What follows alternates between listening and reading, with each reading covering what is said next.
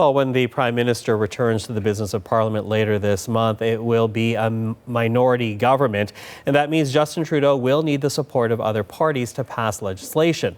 Now, to that, Trudeau is asking for meetings with the leaders of the other parties. Let's bring in Olivia Stefanovich right now, who's following the story for us today. So, Olivia, hello to you. What does the Prime Minister hope to get out of these meetings with the opposition leaders? Well, Michael, the Prime Minister wants to go over priorities and come up with a plan on how to work together with the opposition leaders to make this minority government work. Trudeau will have to rely on the other parties if he wants to get legislation passed and if he wants to make this government as functional as possible and to prevent it from falling as well. Trudeau has ruled out forming a coalition, but he needs the support of other parties to make sure that everything is as functional as possible in this next session of Parliament. As we understand it, the Prime Minister's office is reaching out to the opposition leaders to schedule one-on-one meetings during the week of November 11th, so that's in about a week from now. We've heard from NDP leader Jagmeet Singh. His team says that Singh is open to meeting with the Prime Minister, and we heard from the Conservatives this morning. Andrew Scheer's team says that nothing has been scheduled yet. So nothing scheduled yet from the Conservatives. But, talk to us about the benefits of this, because obviously there's a benefit here for Trudeau and his team because they do need the support of another party. But what is the benefit for opposition parties to actually sit down with the Prime Minister? Yeah, Michael, well, as you say, just as this is important for Trudeau, it's also a big opportunity for the opposition leaders to speak with Trudeau about what they want to accomplish and to outline their conditions for working with a Liberal minority government.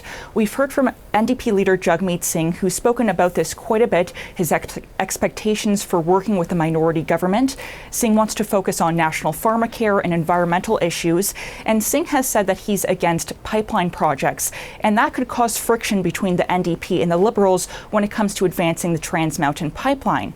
However, the Liberals will find an ally with the Conservatives who want to see oil flow through that pipeline and get that project built as soon as possible. Now, I've been speaking with Western MPs in Saskatchewan and Alberta, the two provinces which the Liberals were shut out of this election, and they also want to see the Liberals roll back some of the new regulations that were passed in the last session of Parliament when it comes to building new pipelines. They feel that the status quo is not good enough, that it could prevent pipeline projects from being approved in this country, and they want to see progress on that and the energy sector revitalized in these two provinces specifically.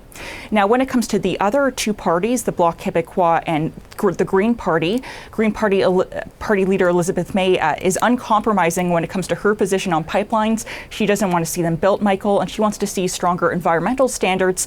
However, it will be interesting to see how much influence she will have in this next session of Parliament, especially if she does become Speaker of the House.